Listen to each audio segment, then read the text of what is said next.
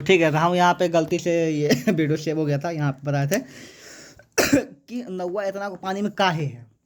ठीक है, चूंकि जो है ये यहाँ पे ये स्थित इसीलिए रहेगा जब इसका दोनों का बल बराबर हो। क्या हो जाए, बल बराबर है ना। तो ये हट पहले इसको डब्बा। ठीक है, तो यहाँ पे हम बोलते हैं, मान लीजिए ये है नदी। ठीक है, नदी, और यहाँ पे पानी डबा डब मछली बनाते हैं 2-3 को। यहाँ पे मछली है। ठीक है, स्टार्ट पीस से छोड़ो डब। अब यहाँ पे जब नाव है ना, तो नाव ऑब्वियसली ऐसे रहता है। क्या रहता है, ऐसे। मतलब कि देखो ये तो नाव जो है, मान लो नाव का वजन है 5000 के जी। कितना है, 5000। और ये पानी जो हटा पा रहा है ना, वो है 10,000 के जी। कितना है, 10,000 के जी। ओके, तो ये तो कंफर्म है कि पानी का बल ज़्यादा है तो पानी ऊपर करेगा। ठीक है, यहाँ पे तो पानी इसको उतना ही ऊपर रखेगा है कि जब तक इसका दोनों फोर्स क्या हो जाए, क्योंकि 5 लगा रहा है ना, और ये कितना लगा रहा है, 10। ठीक है, तो पानी जो है 10 माइनस 5,000। ठीक है, 5,000 का बल है। कितना लगेगा, 5,000। तो उतना भाग ऊपर रखेगा जितना भाग पानी को ऊपर उठाने में 5,000 लगे। कितना लगे, जितना बल है ना, कोई बल लगेगा ना पानी को, पानी को इसको उठाने में ना, तो पानी को इसको इतना दूर उठाने, कितना दूर, इतना दूर उठाने 5,000 बल। कितना लगा रहा है, 5,000। इसीलिए यहाँ तक इतना डूबा हुआ है, इतना उठा हुआ है। ठीक, ये बात हो गया खत्म यहाँ पर। तो अब यहाँ पे बोलता है द्रव में अंशतः डूबकर वस्तु के पल्लवन करने के लिए वस्तु का घनत्व द्रव के घनत्व से क्या चाहिए, कम। वस्तु घनत्व कम, द्रव का घनत्व ज्यादा होगा, तब वो डूबेगा। पूरा द्रव का बात नहीं कर रहे हैं, जितना वो हटाएगा पानी उसका। चलिए, इतना समझ आ गया। किसी द्रव में तैरते अर्थात प्लावन, तैरना मतलब प्लावन है ना, पल्लवान, हाँ पल्लवान वस्तु को संतुलन के लिए यह आवश्यक है कि वस्तु का भार उस पे डूबे हुए भाग द्वारा हटाए गए द्रव के भार के बराबर हो। मतलब ये संतुलित तब होगा कि जितना भाग, देखो जैसे ना 5,000 का अंतर हो रहा है ना, तो कितना है जो है ना, इतना भाग 5,000, कितना ये है, इतना भाग जो है कितना है, 5,000 है। जब 5,000 ऊपर से भी हो गया, 5,000 नीचे का शून्य हो गया, तो ये अस्थिर हो गया। अगर ये अस्थिर नहीं होता है ना, मान ली बला दे, इसको ऊपर फेंक देता पूरे, जैसे बैलून, जैसे बैलून कितना फूला के पानी में घुसा दो, वो कहाँ आ जाए, बिल्कुल स्किन ऊपर आ जाएगा। और सोचो कि पूरा स्किन पे आ जाए बैलून, और उसके नाव भी पूरा ऊपर आ जाए। क्या आ जाए, कैसे ना, बैलून फुला करके पानी में डालेंगे, बैलून का समझ गए, नाव वाला लॉजिक। अगर नाव आ जाए तो क्या वो बैलेंस में रहेगा, इधर घुलक जाएगा ना। तो इसीलिए जो है, इसीलिए हल्का से क्या था, पानी में रहता है, ताकि जो क्यों होता है, नेगलेक्ट करने के लिए, ताकि बैलेंस में, क्या चीज में रहे, बैलेंस में। बस वही बात है यहाँ पे। ठीक है, यहाँ पे चलिए अब यहाँ आता है जल में तैरती और डूब जाने वाली वस्तुओं की चर्चा। इस चर्चा तो हम लोग पहले कर चुके हैं, वो भी डिटेल में कर चुके हैं। जहाज कैसे होता है ना, यहाँ पे सब बता चुके हैं यहाँ पे। तो चलो पिछले बार वीडियो कुछ तो काम आया। तो यहाँ पे मनुष्य का पानी में तैरना, ठीक है, ये भी, और प्लावी हिमशैल जो भी यहाँ पे सब पढ़ देते, खाली बताए हुए सब पढ़ देंगे, समझ में आ जाएगा। ठीक है, आप चलो शुरू करते हैं। जहाज, पता लोहे का घनत्व तो पानी के घनत्व से अधिक होता है। लोहा घनत्व क्या होता है, पानी के घनत्व से अधिक होता है। फिर इसलिए लोहे की सुई या कांटी पानी में डूब जाती है ना। यदि लोहे के टुकड़े को पीट कर उसके नाव का आकार बना दिया, क्या कर दे, नाव का आकार बना दिया जाए जाए तो पानी पर पल्लवन करे, क्या करेगा, पल्लवन कर सकता है। इसी सिद्धांत पर पानी को चलने वाले जहाज बनाए जाते हैं। ठीक है, पानी पर चलने वाले जहाज लोहे के चादरों से अवतल आकार मतलब इसको बोलते हैं, इसको अवतल आकार बोलते हैं, ये अवतल आकार। ठीक है, अवतल आकार के इस प्रकार बनाए जाते हैं कि उसके अंदर खाली जगह बहुत हो। खाली जगह क्या हो, बहुत खाली जगह हो यहाँ पर, है ना, बहुत जगह। इससे जहाज इतना पानी हटा पाता है कि हटाए गए पानी का भार जहाज तथा उसमें लदे सामानों के भार से कहीं अधिक होता है, मतलब बहुत ज्यादा हो जाता है। ठीक है ना, यहाँ पे पानी का भार अधिक बोल रहा है, पानी का, जहाज के नहीं बोल रहा, क्या बोला, इससे जहाज इतना पानी हटा पाता है कि पानी का भार, किसका भार, पानी का भार जहाज तथा उसमें लदे सामान के भार से कहीं ज्यादा अधिक होता है ना। इसलिए जहाज पानी पर पल्लवन करता है। ये बात बहुत अच्छा से बता चुके हैं, हमको दोबारा बताएंगे। ठीक है, अच्छा, मनुष्यों को पानी में तैरना, मनुष्य के शरीर का घनत्व पानी के घनत्व से कम होता है। फिर से बोलो, मनुष्य का शरीर का घनत्व जो है पानी घनत्व से क्या होता है, कम, मतलब घनत्व ऑलरेडी कम होता है। हम लोग लोहा कैसा नहीं है, हम लोग ऑलरेडी घनत्व कम है पानी का। ठीक है, किंतु उसके सिर का घनत्व जो है पानी घनत्व से क्या होता है, अधिक होता है। हमारा माथा जो होता है सबसे वजन, पूरा शरीर में सबसे वजनदार माथा हम लोग, सिर क्या होता है, सबसे वजनदार क्या है, मुंडी। तो मुंडी का घनत्व क्या है, पानी घनत्व से ज्यादा, क्योंकि मुंडी इतना को है और इतने को, देखो मान ली मुंडी है, ठीक, मान लें कन्फर्म ये मुंडी, ठीक है, इतना को मुंडी, इतने को पानी से ज्यादा वजन होगा।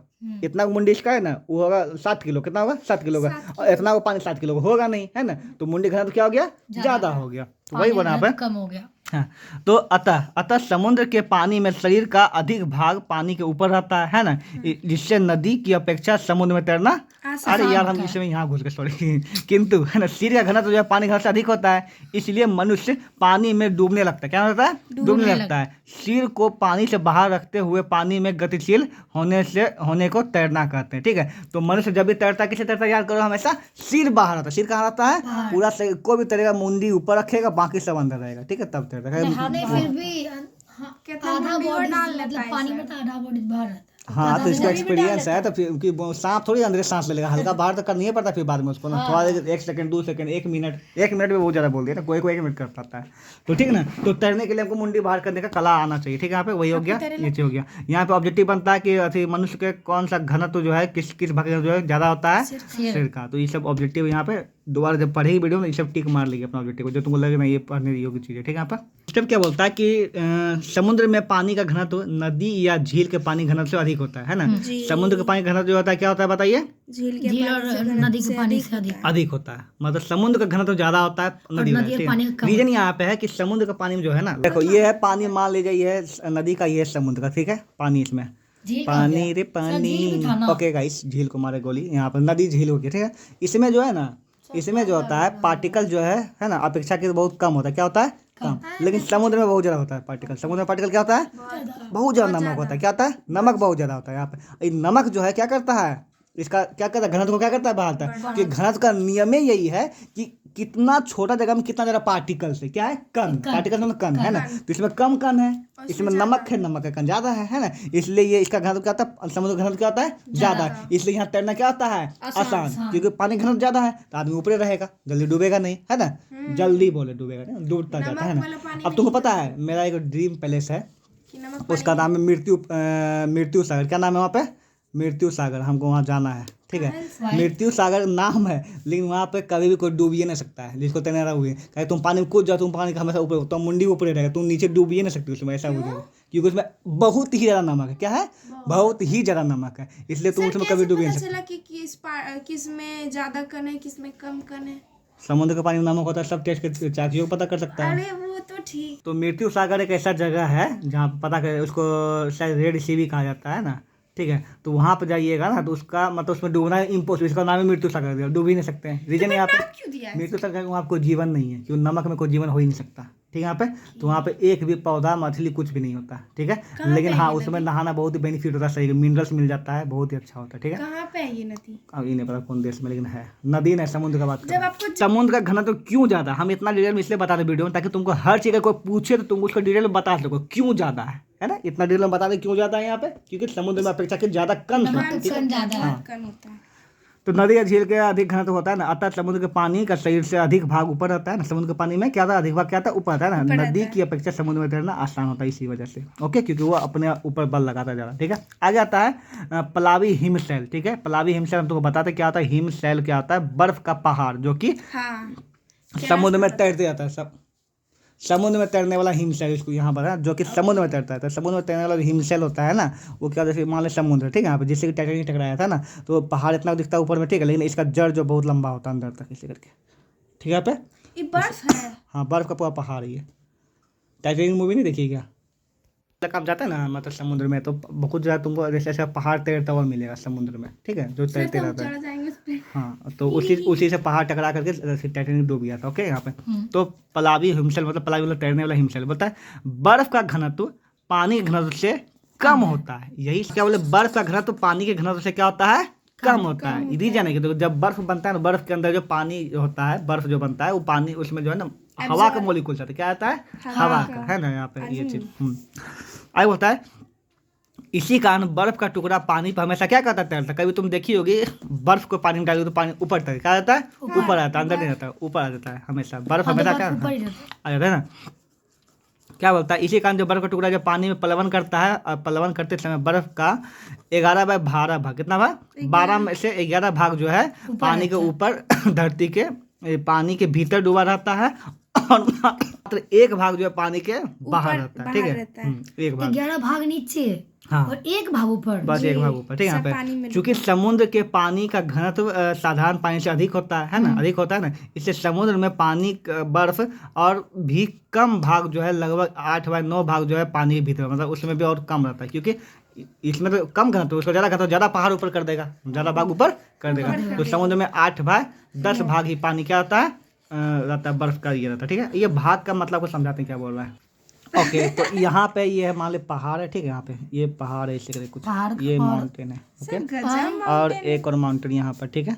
अब ये दोनों पहाड़ को हम उठाते हैं, एक को रखते हैं नदी में, कहाँ रख दिया यहाँ पे, नदी में। तो नदी में जो इसको रखेंगे ना, नदी में ये ऐसे डुबा रहेगा इतना पे, इतना मतलब इतना है ना यहाँ पे। लेकिन समुद्र में जो रखेंगे, समुद्र में ऐसे डुबा रहेगा यहाँ पे। अब रीजन यहाँ क्यों है कि समुद्र का जो जल है ना, समुद्र का जल है ना, उसका क्या है, खारा। घनत्व तो ज़्यादा है, तो ज़्यादा धकेलता है, क्या करता है, ज़्यादा ज़्यादा धकेल- धकेलता है, इसलिए इसलिए ऊपर आधा ज़्यादा भाग धकेल दिया। ऊपर है। आधा नहीं है, आधा ऐसा मत आधा बोलिए, से कम। आधा से भी कम ऊपर है ना। और यहाँ पर ये पहाड़ का है ना।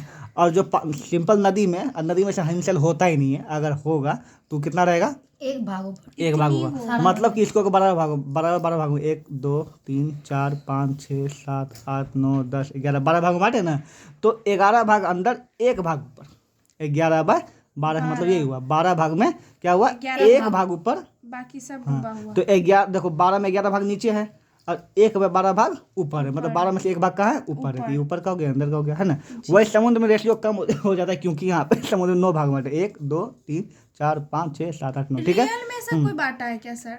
अरे यार, हर चीज को करना पड़ता मन है, से। 9 भाग यहाँ पे, ठीक है। तो यहाँ पे क्या होता है कि 9 में से जो है 1/9 भाग ऊपर और 8/9 क्या आता है, नीचे होता है। नीचे तो समुद्र में 9 ये भाग बांटना होता है, इसमें 12 ये उसी प्रकार से है कि एक ही केक को 12 आदमी का बांटो तो छोटा छोटा मिलेगा, और एक ही केक को 8 आदमी 9 आदमी बांटो, है ना।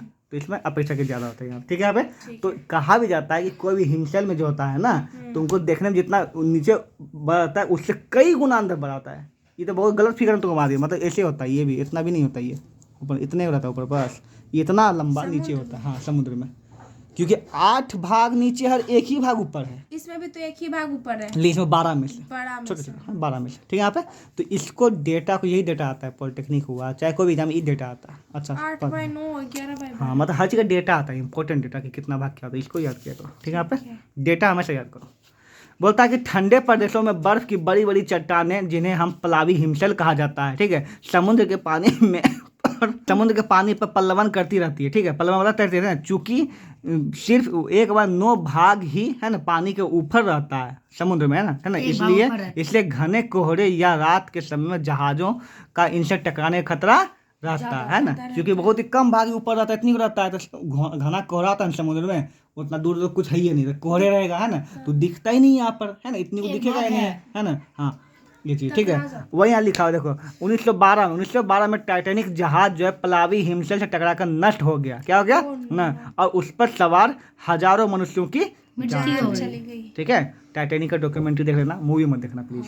चलिए अब आते हैं आपेक्षिक घनत्व के बारे में पढ़ते हैं, ठीक है। यहाँ पे इसके बाद यहाँ पे आपेक्षिक को हिंदी में बोलते हैं रिलेटिव, क्या बोलते हैं यहाँ पे, रिलेटिव मतलब कि हम कंपेरिजन करते हैं, क्या करते हैं यहाँ पे, अभी कंपेरिजन किए ना, यहाँ पे इके मिटायर है डोमा, कंपेयर किया ना कि 12 में से एक भाग, कंपेयर किया ना, है ना, कि 12 भाग अंदर एक भाग ऊपर, ये कंपेयर करना, क्या हुआ, कंपेयर, है ना। तो जे भी था मुझे बहु गुजरमा तो पढ़ भी था, हम पढ़बो नहीं पढ़बो।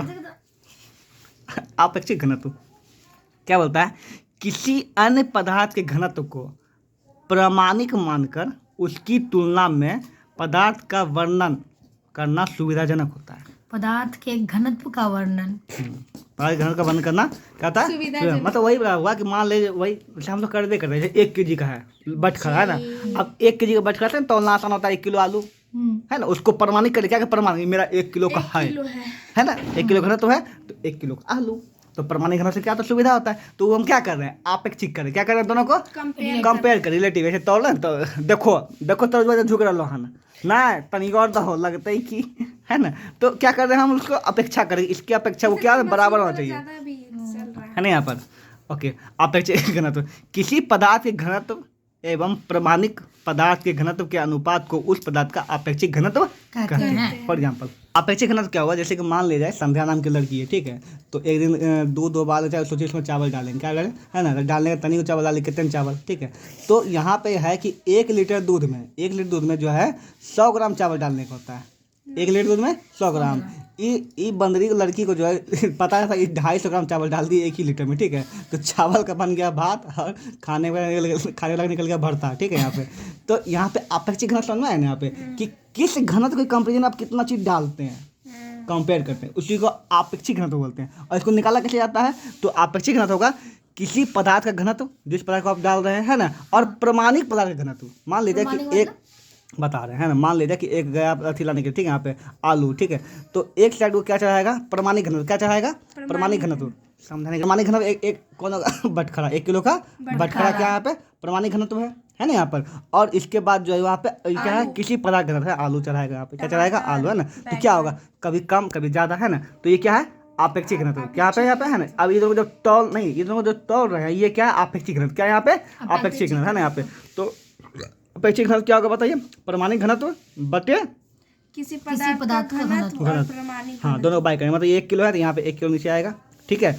अब मान ले जाए तुम जो है यहाँ पे दी 900 ग्राम दी, ठीक है, 900 ग्राम दी, तो क्या हो जाएगा, ये नीचे ऊपर रहेगा, है ना। अब वही तुम यहाँ डाल दी क्या पे 1.1 kg क्या डाल दी, 100 ग्राम ज़्यादा डाल दी, ऊपर चला जाएगा, नीचे आ जाएगा, है ना। तो हम इसको कंपेयर करते हैं ना, तो अपेक्षिक घनत्व निकालने के लिए क्या होगा, पदार्थ का घनत्व, और जिसको आप मान रहे हैं, इसी को मान रहे हैं ना आप, इससे घनत्व, ठीक है। यहाँ पे वो यहाँ पे क्या होगा, अपेक्षिक घनत्व क्या जाएगा, किसी पदार्थ का घनत्व और प्रमाणिक पदार्थ का, जिसको आप प्रमाण ले रहे हैं, हम ये प्रमाण में ये 1 किलो का है या फिर 2 किलो जो भी है, ठीक है।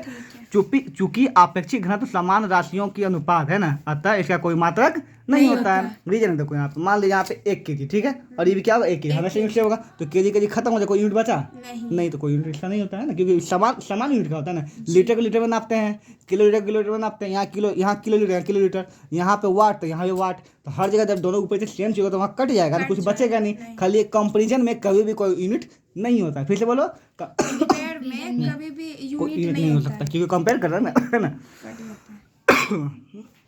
आगे बोलता है अलग अलग यूनिट हो तो सर, तो उसके बाद हुआ कि हम जो है ना 1 लीटर दूध को हम नाप रहे हैं 1 पौवा अथी के साथ, कुछ के साथ, तो कंपेयर कहाँ हुआ, सेम लीटर में ना ये कोई वस्तु पानी में डूब जाएगी या तैरेगी, यह पानी की अपेक्षा उस वस्तु के घनत्व पर निर्भर करता है, पता नहीं ये बात। इस प्रकार हम देखते हैं कि यदि कोई अन्य स्थितियों में यह जानना आवश्यक हो जाता है कि किसी वस्तु घनत्व पानी के घनत्व की तुलना में कितना है ना। हम जानते हैं कि पानी का घनत्व ताप पर निर्भर करता है। देखो, पानी घनत्व किस पर निर्भर करता है, ताप पर, है ना। और 4 डिग्री सेल्सियस पर पानी का घनत्व क्या होता है, महत्तम मतलब क्या होता है, मैक्सिमम, क्या होता है, मैक्सिमम। 4 डिग्री सेल्सियस पर पानी घनत्व क्या होता है, सबसे ज़्यादा होता है, ओके। अब बोलता है कि अतः किसी वस्तु घनत्व की तुलना 4 डिग्री सेल्सियस पर पानी के घनत्व की जाती है। मतलब कि अगर तुमको अपेक्षिक घनत्व लेना ना पानी का, तो कितना डिग्री सेल्सियस पर पानी का तापमान होना चाहिए, 4 पॉइंट, मतलब पानी बहुत ठंडा होता है, क्या होना चाहिए, ठंडा। अब तुम लोग यहाँ पे वही तो मेरा स्टूडेंट कैसे बनोगे, तुम लोग अभी तक पूछे क्यों नहीं कि ऐसा क्यों, कि पानी घनत्व जो है ताप बढ़ने पर क्यों घटता बढ़ता, पानी तो पानी है, कैसे घट जाएगा, कैसे बढ़ जाएगा, नहीं समझे आप। पानी का घनत्व जो है ताप बढ़ने घटने पर कैसे घट बढ़ जाता है, घनत्व कैसे बढ़ता है, कैसे घट बढ़ जाता है, कण जो होगा ना पानी का गर्म करने से उसका उड़ जाता होगा। नहीं, शुरू सही की गलत पे आ गई यहाँ पे। देखो, अब मान लेते हैं कि लगभग नहीं रह जाता, ये पानी, ठीक है, दूध है, ठीक है, यहाँ पे ये 4 डिग्री मतलब बहुत ठंडा हो गया, क्या हो गया, लगभग बर्फ के आसपास, 0 पे बर्फ बन जाता है, बहुत ठंडा, कन मतलब हाथ घुसा के तो पूरा हाथ तुम्हारा हो जाएगा, वो वाला ठंडा क्या, जीरो डिग्री पे, ठीक है, ये हो गया, ठीक है, ठंडा है। और यहाँ पे पानी है गर्म, क्या है, पानी गर्म, मान लें यहाँ पे 80 डिग्री पे गर्म है, ठीक है, यहाँ पे गर्म है पूरा। तो पानी जब गर्म होता है ना, तो ये पदार्थ का तुम लोग रासायनिक अभिक्रिया में गुण पढ़ी होगी, कोई पदार्थ जो है कण से बना, किससे बना होता है, कण से। जब कण को गर्म करते हैं तो वो क्या होता है, फैलता है, क्या होता है, वो फैलता है, क्या होता है, ज़्यादा फैलने लगता है, ठीक है यहाँ पे। और ठंडा का जब कण क्या होता है, बहुत पास क्या होता है, बहुत पास। अब तुम बताओ कि तुमको अगर घुसना है, क्या तुमको घुसना है, तो तुम बताओ किसमें घुस पाएगी, इसमें किसमें जल्दी घुस पाएगी, मतलब इसका घनत्व क्या कम हो गया ना, खाली जगह हो गया, खाली जगह मतलब घनत्व कम है ना, और ज्यादा जगह मतलब घनत्व ज्यादा, वही बात है यहाँ पे, ठीक है। इसलिए घनत्व क्या होता है, कण के ही कारण उसका घनत्व ज्यादा है, उसका कम है, बात खत्म। ठंडा में कण जो पास आता है, कोई ऐसी बात है, घनत्व हो जाता है यहाँ पे, ठीक है। तो ताप पे तो देखो तब हम क्या समझे यहाँ पे कि परमाणु घनत्व जो पानी कितना लोगे कितना 4 डिग्री सेल्सियस कितना लोगे, क्योंकि 4 डिग्री इसका महत्तम होता है, मैक्सिमम जो इसका घनत्व किस पे होता है 4, इससे ज़्यादा नहीं होता, ठीक है 4 डिग्री। इसीलिए हमेशा क्या लेंगे यहाँ पे बताओ 4 डिग्री। किसी वस्तु का अपेक्षित घनत्व नापना है पानी में, किस में नापना है पानी में, तो वस्तु घनत्व और 4 डिग्री पर पानी का घनत्व नीचे लेंगे, ठीक है यहाँ पे हो गया, बस वही यहाँ पे है। वही कैसे है, इसको सॉल्व किया? वही पढ़िए। कुछ हुआ ना वही है, वस्तु के एकांक आयतन में द्रव्यमान, एकांक आयतन में समझो कितना पानी हटा रहा है उसी का द्रव्यमान बोल रहे हैं, वही हुआ सेम चीज़ आप, ठीक है यहाँ पे वही। किसी वस्तु का अपेक्षित घनत्व उसकी उस वस्तु का आयतन का भार और 4 डिग्री सेल्सियस में उतने ही आयतन में भार का अनुपात होता है, 4 डिग्री सेल्सियस में उतने ही आयतन में भार का अनुपात होता है, जितना पानी हटाएगा उतने। समझ में आएगा और बताऊँ अच्छे से? नहीं ठीक है। ठीक है यहाँ पे तो बोलते हैं अपेक्षित घनत्व का परिभाषा से स्पष्ट है कि किसी वस्तु का घनत्व उस वस्तु का अपेक्षित घनत्व गुना पानी का घनत्व है ना। क्या होता है वस्तु घनत्व क्या होगा बताइए? नहीं किसी वस्तु का घनत्व, हाँ उसका अपेक्षित घनत्व। अपेक्षित घनत्व हुआ ना, अब वस्तु घनत्व ये हुआ ना है ना, तो ये अगर इसे ये यहाँ चला कहाँ चला जाएगा यहाँ, तो ये दोनों मल्टीप्लाई हो जाएगा है ना, तो वस्तु घनत्व पदार्थ का मतलब वस्तु घनत्व क्या हो गया बताइए? अपेक्षित घनत्व। अब पानी बना अपने तो पानी का घनत्व वही हुआ है ना, तो वस्तु घनत्व जो हुआ ये किसी वस्तु का घनत्व जो है वस्तु का अपेक्षित घनत्व और पानी का घनत्व को मल्टीप्लाई कर देंगे तो वस्तु घनत्व निकल जाएगा आराम से। बस यहाँ पे घनत्व और अपेक्षित घनत्व में अंतर, घनत्व क्या होता है द्रव्यमान बटे आयतन होता है, लेकिन अपेक्षित घनत्व क्या होता है वस्तु का घनत्व और पानी का घनत्व। अच्छा पानी ही हर जगह क्यों लिया गया है? क्योंकि पानी एक यूनिवर्सल चीज क्या है, हर जगह पाया जाता है ना, और इसमें कोई अंतर तो हो नहीं सकता यहाँ पर, ठीक है इसलिए इसको लिया था हर इसको, इससे हर चीज़ को नाप सकते, इससे हर चीज़ को आसानी से नाप सकते हैं, जैसे 1 किलो को बटखरा से अच्छा से नाप सकते हैं ना हर चीज़ को, उसी प्रकार से यहाँ पे ठीक है। यहाँ पे घनत्व का मात्रक होता है, इसका मात्रक नहीं होता है। अब यहाँ से चैप्टर खत्म, बजाओ ताली।